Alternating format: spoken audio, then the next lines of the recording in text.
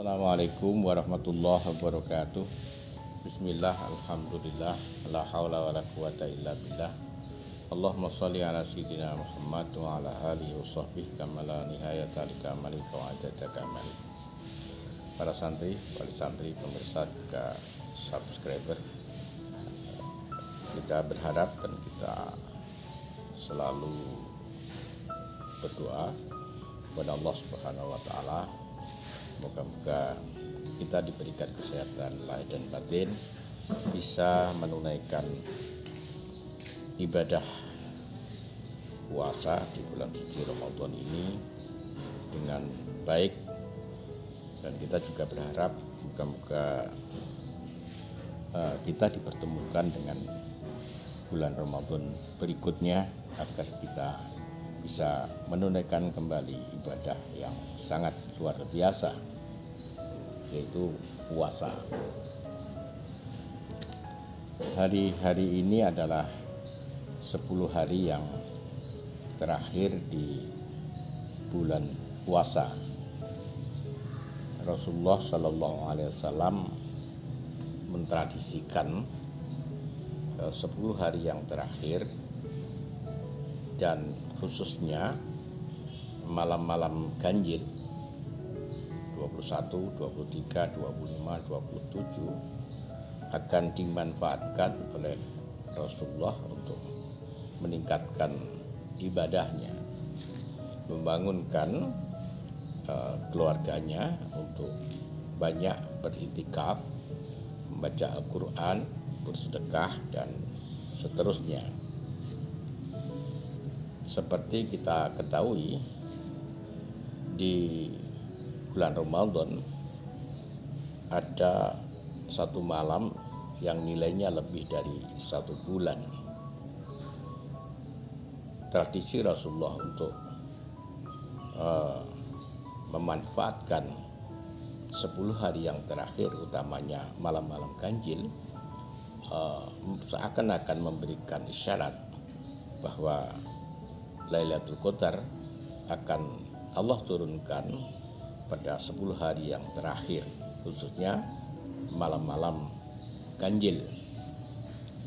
Tapi perlu juga kita ketahui bahwa karunia itu sesuai dengan wadahnya, sesuai dengan persiapannya. Allah akan memberikan karunia yang sempurna ketika wadahnya kita siapkan, ketika kita menyiapkan diri kita untuk menerima karunia itu. Oleh karena itu, tidak semua orang yang ada di malam hari itu kemudian begitu saja mendapatkan karunia Lailatul Qadar.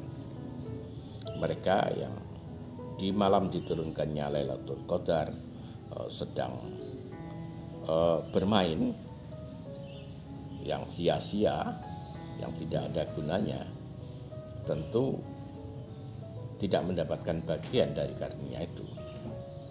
Mereka yang berjaga di malam diturunkannya Lailatul Qadar, sekedar berjaga, sekedar entah tidur, mungkin akan dapat bagian dari Lailatul Qadar, tapi tidak sepenuhnya. Tapi mereka yang pada malam hari itu bukan hanya berjaga, tapi memanfaatkan setiap detik, setiap waktunya untuk banyak mengingat Allah, beriktikaf di dalam masjid. Tentu mereka ini yang akan mendapatkan Lailatul Qadar secara penuh. Oleh karena itu penting bagi kita untuk sungguh-sungguh memanfaatkan 10 hari yang terakhir, khususnya malam-malam ganjil. Semoga dengan itu Allah berkenan memilih kita menjadi orang yang mendapatkan karunia yang agung, Lailatul Qadar. Amin, Allahumma amin. Para santri, wali santri, pemirsa juga subscriber, kita akan menghadapi satu waktu di mana harta benda kita yang kita dapatkan dengan keringat dan kerja keras, kita kumpulkan dan kita termasuk sebagai orang yang kaya, dan harta benda yang demikian banyak itu suatu ketika sama sekali tidak berguna. Kita memiliki beberapa anak, kita antarkan anak kita menjadi anak-anak terbaik, mendapatkan pendidikan tertinggi dan terbaik, mendapatkan pekerjaan dengan status sosial yang baik. Kita akan menghadapi anak-anak yang demikian luar biasa, tidak ada gunanya. Satu saja yang sangat berguna pada saat itu adalah siapa saja yang Allah berikan hati yang selamat, yang di dalam Al-Quran disyaratkan yauma la yanfa'u malu wala banun illa man atallah biqalbin salim. Hari di mana tidak memberikan manfaat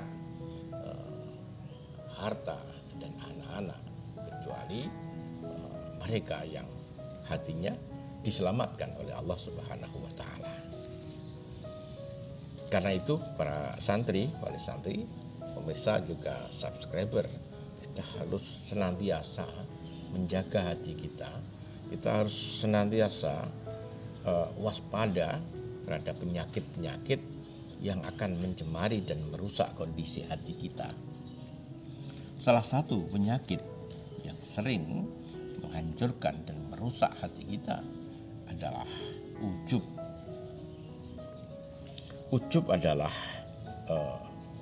penyakit yang sangat sulit untuk disembuhkan. Ketika kita tidak mampu menyembuhkan satu penyakit ini, kita akan sulit untuk menyembuhkan penyakit-penyakit hati yang lain.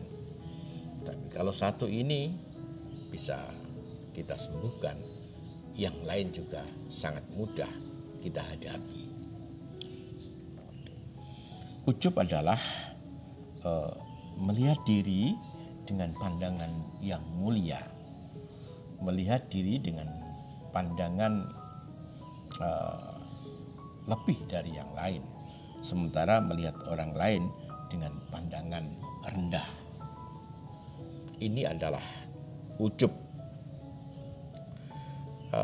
Dampak dari penyakit ujub ini adalah munculnya kata-kata aku. Semakin ujub seseorang, semakin sering dia mengatakan aku. Kata ini yang kemudian membuat salah satu hamba Allah ahli ibadah kemudian menjadi hamba yang terlaknat, yaitu setan. Mereka mengatakan khalaqtani min nar wa khalaqtahu min tin. Ketika setan ini diperintahkan oleh Allah untuk menyembah Adam, maka dengan bongahnya, dengan jumawanya, ia mengatakan, aku tercipta dari api, sedangkan dia tercipta dari tanah. Tidak pantas bagi aku menyembah dia. Para santri, wali santri, pemirsa juga subscriber, orang-orang tua dahulu sering menasihati kita dengan bahasa simbol. Potonglah kukumu, sering-seringlah memotong kuku. Nasihat ini kelihatannya sangat sederhana, dan ketika mendengar itu kita langsung melihat kuku kita. Memang memotong kuku itu disunnahkan, karena kuku yang panjang seringkali ada kotoran di sana. Tapi yang dimaksud oleh orang tua kita dulu bukan memotong kuku ini, tapi yang dimaksud adalah memotong kalimat aku yang sering muncul di dalam lisan kita. Dalam rangka agar tidak muncul ujub yang indikatornya adalah sering munculnya kalimat aku, Allah ajarkan kepada para nabi untuk berlaku tawadhu, untuk berlaku rendah hati, melihat orang lain dalam perspektif kebaikannya. Rasulullah SAW bersabda, tidak ada seorang yang berlaku tawadhu karena lillahi ta'ala, kecuali Allah akan mengangkat derajat dan martabatnya. Orang yang tawadhu melihat anak kecil dalam perspektif baik. Anak kecil, dia lebih mulia dari aku karena dia belum banyak dosa, sedangkan aku sudah terlalu banyak lalai untuk mengingat Allah, lalai terhadap perintah-perintahnya. Ketika kita melihat orang tua, kita akan melihat mereka lebih mulia daripada kita, karena orang tua itu tentu lebih banyak kebaikannya, lebih banyak ibadahnya kepada Allah, sedangkan kita tentu belum sekualitas dengan mereka. Ketika melihat orang bodoh, kita melihat dalam penghormatan mereka melakukan maksiat karena tidak tahu, sedangkan aku berlaku maksiat justru karena pengetahuan yang aku miliki. Dan ketika melihat orang alim, kita akan melihat bahwa orang alim itu lebih mulia daripada kita, karena orang alim ini diberikan kemuliaan Allah, kelebihan oleh Allah dengan ilmu, sedangkan aku belum diberikan seperti yang Allah berikan kepada mereka. Bahkan orang yang tawadhu ketika melihat orang yang kafir, ia masih melihat dan menghormati mereka karena orang itu ada di ujungnya. Belum tentu orang yang baik sehingga orang itu dengan surga tinggal sejengkal. Tapi Allah memutuskan bahwa orang itu masuk neraka, maka dia masuk neraka. Ada orang yang buruk perilakunya, buruk perbuatannya, sehingga antara dia dan neraka demikian dekatnya. Tapi Allah memutuskan dia untuk masuk surga, maka masuk surga. Orang kafir itu memang sekarang kafir, tapi ketika Allah akan memberikan hidayah, maka dia akan menjadi orang baik. Dan ketika Allah menutupnya dengan husnul khotimah, maka orang kafir itu akan menjadi orang yang husnul khotimah. Sedangkan aku belum tentu di ujung usiaku termasuk orang yang husnul khotimah. Para santri, wali santri, pemirsa juga subscriber, ini pelajaran untuk kita. Hati-hati dengan satu penyakit ujub ini. Puasa mengajarkan kita untuk membebaskan diri dari penyakit ujub ini. Maka sisa waktu beberapa hari ke depan sangat penting kita perhatikan agar puasa betul-betul menjadi semacam amaliyah yang bisa menyehatkan hati kita, yang bisa mentabiri diri kita dari penyakit-penyakit yang menghancurkan dan merusak hati kita. Selamat berbuka, semoga menjadi puasa yang indah dan makanan minuman yang masuk di dalam perut kita menjadi makanan dan minuman yang penuh berkah dan penuh rahmat. Akhiran wallahu wafiq ila aqwamit thoriq. Assalamualaikum warahmatullahi wabarakatuh.